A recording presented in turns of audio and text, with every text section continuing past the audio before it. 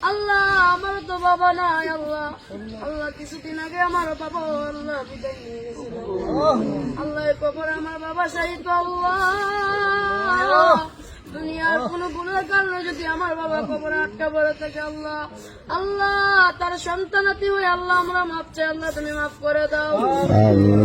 ডাকিব আমরা বাবা বলিয়া,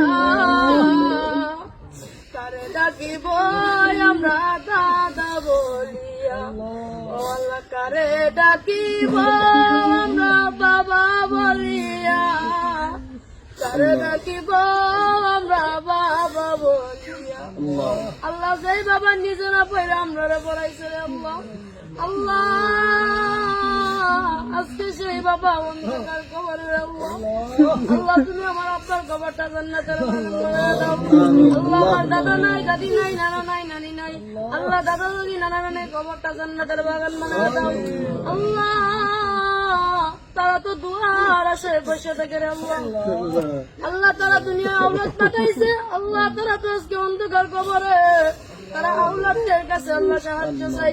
আল্লাহ তুমি তো তোমার হাবিব বলেছে কোন এতিম সন্তান যদি তার আব্বার কবরের পাশে আল্লাহ চোখের পানি বানায় তার আব্বার জন্য দোয়া করে, আল্লাহ ডাক দিতে দেরি হয়, আল্লাহ তুমি ডাক কবুল